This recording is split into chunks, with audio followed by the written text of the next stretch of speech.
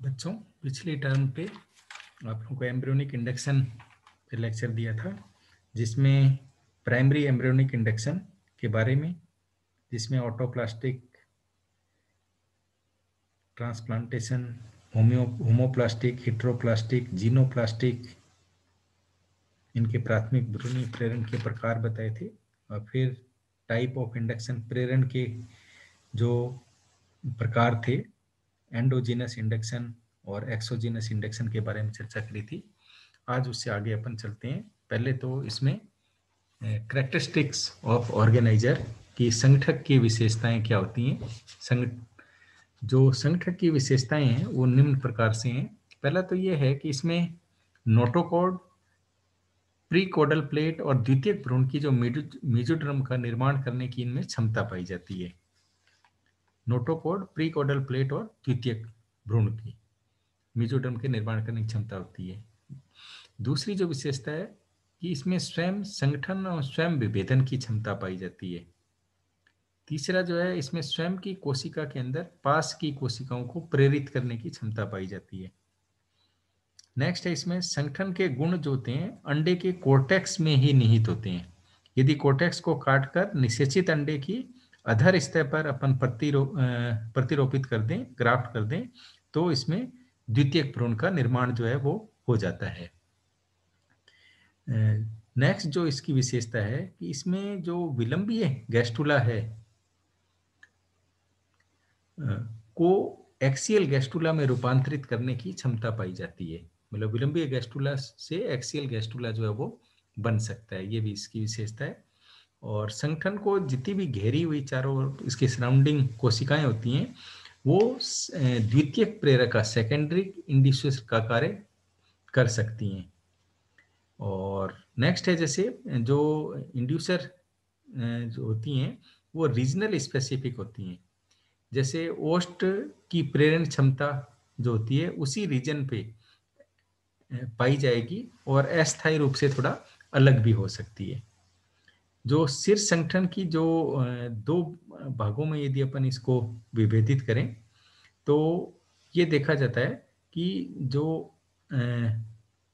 आर्कियोसिफेलिक inductor है, आद्य मस्तिष्क प्रेरक है, ये जो है आगे आद्य मस्तिष्क प्रेरक आंख नासिका को के प्रेरण का कार्य करता है। आंख के और नासिका के प्रेरण का कार्य जो है वो करेगा।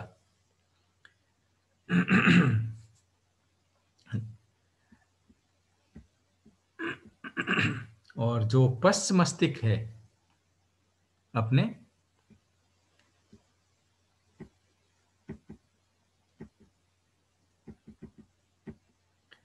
ये जो अपना कर्ण होता है, कर्ण वाले को, उस हिस्से को प्रेरित करता है।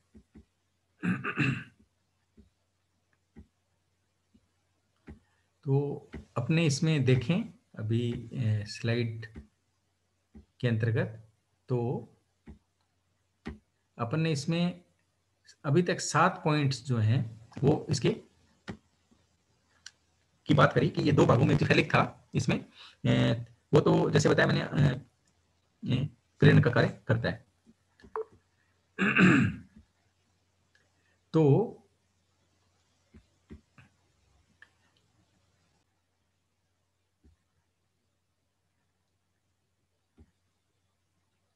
इसमें अपन संगठन की विशेषताओं की बात कर रहे थे। तो जैसे अग्र मस्तिष्क वाली बात करी थी अपने, आंख और नासिका के प्रेरण का कार्य करती है। और जो दूसरी इसमें अपने पश्च मस्तिष्क की बात करी थी कि वो कर्ण को प्रेरण का कार्य करती है। और आद्यांत्र की जो छत होती है उसके मध्य भाग में मेरु रज्जु और इसके पास की जो संरचनाएं होती हैं वो भी प्रेरण के लिए उत्तरदायी होती हैं। जो आद्यांत्र की छत वाला मध्य भाग वाला हिस्सा है वो एक्चुअल में इसके स्पाइनो कोडल इंडक्टर का कार्य करता है। स्पाइनो इंडक्टर का कार्य करता है। और स्पाइनो इंडक्टर जो है वो धड़ वाला हिस्सा हुआ। और इसी की यदि अपन आद्यांत्र की छत के पश्च भाग की बात करें, ये तो मध्य भाग की बात करी थी अपन ने, तो उसका जो कोडल हिस्सा है, पुच्छीय हिस्सा है, वो प्रेरण का कार्य करता है, जिसको अपन टेल इंडक्टर कहते हैं। ये इसमें डायग्राम में भी जो अलग अलग अलग इंडक्टर हैं उनको दिखाया गया है। नेक्स्ट जो इसकी विशेषता है वो है कि एक जो इंडक्टर है, प्रेरक है, उसकी प्रेरण क्षमता रीजनल स्पेसिफिक होने के साथ साथ स्टेज डिपेंडेंट पर भी निर्भर करती है। तो ये इसकी ऑर्गेनाइजर की 8 विशेषताएं थी। अब अपन इसकी बात करेंगे नेचर की, कि जो प्रेरण का जो नेचर है वो क्या है और किस तरह से कार्य करता है। जो एक सजीव में जो प्रेरण प्रभाव है वो केवल जीवित अवस्था में ही नहीं, जबकि मतलब अपन कह सकते हैं कि मृत अवस्था में भी प्रभावी होता है। ये जो अ, अवस्थाएं हैं, जैसे ये मतलब इसमें क्या एक्सपेरिमेंट किया सिपमैन वगैरह ने, इन्होंने क्या किया कि ग्राफ्ट को परिवर्तन की उपयुक्त अवस्था में प्रत्यारोपित किया पहले तो, और उसके बाद इन्होंने मतलब जैसे जो पूरक रंध्र होता है, अपने ब्लास्टोपोर होता है, उसके पृष्ठ ओठ को, पृष्ठ वाला जो ओष्ठ था उसको इन्होंने अल्कोहल पेट्रोल से मृत कर दिया और फिर इसको प्रत्यारोपित कर दिया। फिर भी इन्होंने ये देखा कि ये अपना प्रभाव तो है वो दर्शा रहा है। तो इस प्रकार ये कह सकते हैं कि प्रेरण का प्रभाव जो है उसमें ऑर्गेनाइजर का, संगठन का जीवित होना आवश्यक नहीं है। और ये भी संभव है कि जो जैसे आर्केंट्रॉन की छत से कुछ कोई विशिष्ट रसायन निर्मुक्त होते हों जो प्रेरण के प्रभाव को संपन्न करते हैं। इसी तरह से 1961 में साक्सेन ने प्रेरक और प्रभावी ऊतक के मध्य एक कोई 0.84 छिद्र वाला फिल्टर रख दिया, तो भी ये देखा कि उसका प्रेरण का प्रभाव तो है उसमें दिखाई दिया है। तो रासायनिक प्रकृति उसको ज्ञात करने के लिए प्रयोग किया था साक्सेन ने। इस हेतु मतलब ये जो इसकी प्रकृति को प्राप्त करने के लिए आगे चल करके स्पीमैन ने, बैडिंगटन ने, निधम ने, फिशर ने कई प्रयोग किए कि प्रेरक पदार्थ जो हैं वो प्राणी में व्यापक रूप से वितरित होते हैं, और ये जो वयस्क प्राणी का भी कोई जो ऊतक है वो न्यूरल प्लेट को प्रेरित कर सकता है, और इससे जो संभावी एक्टोड्रम है उसके नीचे अपन रख सकते हैं। जैसे इसमें फिशर ने जो के अनुसार, जो फिशर, स्पीमैन, निधम इन्होंने प्रयोग किए, इनके अनुसार जैसे अपने वृक्क है, किडनी है, लीवर है, एड्रिनल ग्लैंड है, ये भी अच्छे प्रेरक का कार्य, इंडक्टर का काम करते हैं। इसी तरह से सिपमैन के अनुसार ग्लाइकोजन भी एक प्रेरक का कार्य करता है। निधम ने 1934 में बताया कि उष्मा, मतलब जो थर्मल है, अपन कह सकते हैं टेम्परेचर है, और स्टीरॉयड भी हैं, वो भी अच्छे प्रेरक का कार्य करते हैं। तो इन मतलब विधियों में प्रेरण के प्रभाव का स्पष्ट नहीं पता लगा कि वास्तव में किन कारकों से ये प्रेरित होते हैं। तो ये जरूर माना गया कि जो प्रेरक पदार्थ हैं वो प्रोटीन या राइबोन्यूक्लिक प्रोटीन हो सकते हैं। राइबोन्यूक्लिक प्रोटीन जो होते हैं वो प्रेरण प्रभाव उत्पन्न करते हैं।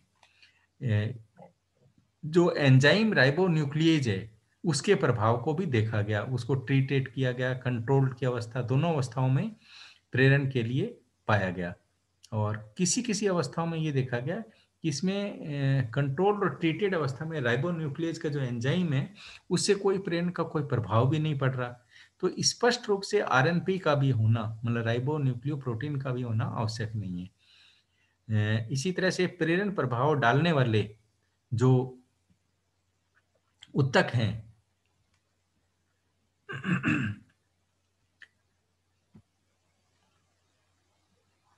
जो प्रेरण प्रभाव डालने वाले अपने ऊतक होते हैं उनमें जो विभिन्न रसायन हैं जैसे प्रोटियोलाइटिक एंजाइम, इनकी क्रिया, मतलब जो क्रिया है वो भी करवाई गई, और उससे ये देखा गया कि प्रोटियोलाइटिक एंजाइम की वजह से इनका प्रभाव जो है वो कम हो जाता है। प्रेरण की जो क्षमता का प्रभाव है वो अपने को कम दिखाई देता है प्रोटियोलाइटिक एंजाइम की क्रिया की वजह से। तो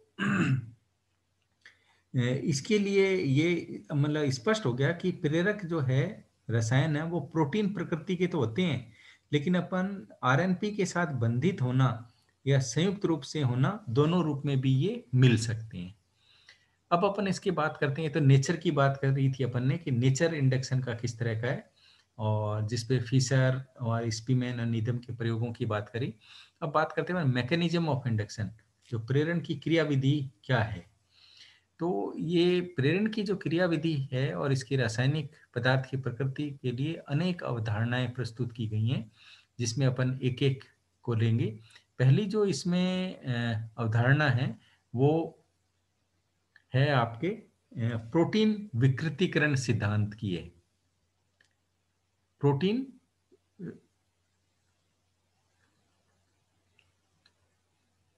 जो डीनेचुरेशन थ्योरी है, ये रांजी ने 62-63 में 1962 और 63 में के अनुसार नोटोकार्ड का जो निर्माण है वो तंत्रिकीय प्रेरण प्रोटीन विकृतीकरण से संबंधित होता है, ये रांजी ने बताया।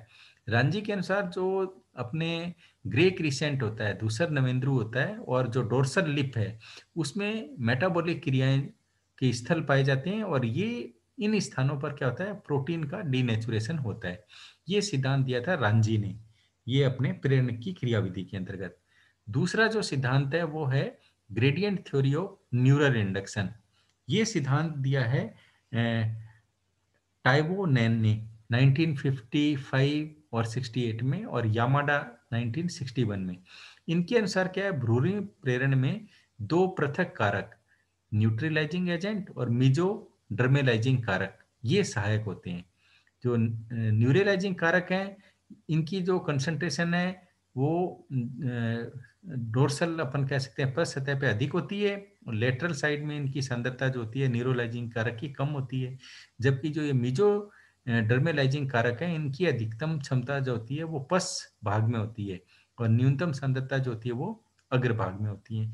तो न्यूरोलाइजिंग जो कारक हैं वो जो फोर ब्रेन है अपन कह सकते हैं अग्र मस्तिष्क, और मध्य भाग में जो होता है वो न्यूरोलाइजिंग जो कारक है, जो मिजोटर्मिंग कारक के मध्य पस मस्तिष्क के पस भाग को मतलब इस जो स्पाइनोकोडल वाली रचना है उसके निर्माण के लिए प्रेरण का कार्य करता है। तो ये तंत्र की न्यूरल अपन कह सकते हैं ग्रेडियंट वाला जो इंडक्शन का सिद्धांत है, ये टाइनोवेन ने और यामाडा ने दिया था। पहला अपन ने बात किया था प्रोटीन डीनेचुरेशन की थ्योरी वाला। तीसरा जो इसमें कारक है वो है वन फैक्टर थ्योरी। नीयू कूप ने 1966 में ये बताया कि जीवित नोटोकोड का प्रेरक के रूप में काम में लिया, और बताया कि केवल एक कारक जो एक्टोड्रम को तंत्रिकीय ऊतकों में रूपांतरण करने को प्रेरित करता है। और उन्होंने अपने एक प्रयोग में ये देखा कि नोटोकोड एक्टोड्रम को केवल 5 मिनट संपर्क में रखा, और पाया कि एक्टोड्रम मस्तिष्क और आंखों में परिवर्तित हो गई। तो उन्होंने केवल वन फैक्टर थ्योरी दी न्यू कूप ने, जो प्रेरण की क्रियाविधि के अंतर्गत की थ्योरी है। चौथी जो थ्योरी है वो सक्सेन टाइनोविन ने 1962 में दी। इन्होंने क्या बताया कि प्रेरक के रूप में जो सक्रिय ऊतकों को रासायनिक रूप से यदि अलग करके इनके प्रेरक प्रभाव को मतलब अपन अलग कर सकते हैं, भिन्न कर सकते हैं। और जो आद्य मस्तिष्क है उसको प्रेरक की रासायनिक प्रवृत्ति जो पश्च मस्तिष्क है प्रेरक के पूर्ण रूप से भिन्न होती है। आगे वाली प्रेरक की जो है अपन कह सकते हैं फोर ब्रेन वाली प्रेरक इंडक्टर है, वो पश्च अपन कह सकते हैं ब्रेन के इंडक्टर से पूर्ण रूप से अलग अलग होता है। और तीसरा ये बताया कि कंबाइंड इंडक्टर का भी एक कारक जो होता है उसकी पुच्छ रचना के निर्माण में प्रेरण का मतलब चयन करके उसको नष्ट कर देता है। तो इस तरह से ये सक्सेन और टाइनोविन ने अपने एक सिद्धांत जो है वो प्रस्तुत किए। इसके बाद जो थ्योरी है वो है आपके तंत्रिकीय प्रेरण की आयनिक थ्योरी। जैसा कि नाम से पता लग रहा है अपन को, इसमें आयनों का विशेष जो प्रभाव है वो पाया गया। इस थ्योरी को, तंत्रिका प्रेरण के आयनिक सिद्धांत को, आयनिक थ्योरी को एलजी बार्थ और एलटी बार्थ 1968-69 में प्रतिपादित किया। और इसके अनुसार जो आयन होते हैं वो बंधित रूप से, स्वतंत्र रूप से पाए जाते हैं। और प्रारंभिक जो अवस्था है गैस्ट्रुला की, उसमें जो बंधित आयन है स्वतंत्र आयन के रूप में एक अनुपात में परिवर्तित हो जाते हैं। जैसा इसमें स्लाइड में बताया गया कि यदि जो अपने संवर्धन है का माध्यम 0.088 मोलरिटी सोडियम क्लोराइड सांद्रता का हो तो तंत्री कोशिकाएं, और यदि 0.044 मोलरिटी सोडियम क्लोराइड की सांद्रता हो, मतलब वो 88 मोलरिटी वाला हो तब तो तंत्री कोशिकाएं, और 0.044 सांद्रता वाला हो तो मेसोडर्म में विभेदित होती हैं। तो इससे यह निष्कर्ष निकाला कि भ्रूणीय प्रेरण में जो आयन है वो एक तरह से एंडोजिनस स्रोत, अंतर्जात स्रोत होता है, और गैस्ट्रुला भवन में सोडियम की मात्रा जो होती है वो 40 गुना और कैल्शियम की मात्रा जो होता है 3 गुना जो है वो बढ़ जाती है। तो ये इस तरह से आयनों के बारे में इन्होंने सिद्धांत दिया पार्थ ने। अब बात करते हैं अपन आयोनिक के बाद जो लास्ट सिद्धांत है वो है अपने न्यूरोट्रांसमीटर थ्योरी का। ये मैकमोहन ने 1974 में प्रतिपादित किया। इस सिद्धांत में ये बताया कि प्रेरण जो है उत्तकों से जो सीरोटोनिन, एसिटिल कोलिन के समान न्यूरोट्रांसमीटर्स का स्राव किया जाता है, और ये पदार्थ जो है जो भी रेस्पॉन्सिव टिश्यू है, प्रभावी उत्तक है, पर जाकर के वहाँ सीएमपी और सीजीएमपी की मात्रा को नियंत्रित करते हैं। और ये एक तरह से जो अपना साइक्लिक एएमपी होता है, जिन क्रियाओं को नियंत्रित करते हैं उसी से परिवर्तन कर एक विशिष्ट दिशा को ये संपन्न करवाते हैं। तो ये न्यूरोट्रांसमीटर सिद्धांत हो गया। तो इस तरह से मैकेनिज्म में अपन ने 6 सिद्धांतों की बात करी। एक तो न्यूरोट्रांसमीटर सिद्धांत, एक आपके ionic theory, neural induction, one factor theory, Saxen Toivonen theory, और gradient theory of neural induction, और प्रोटीन डीनेचुरेशन थ्योरी।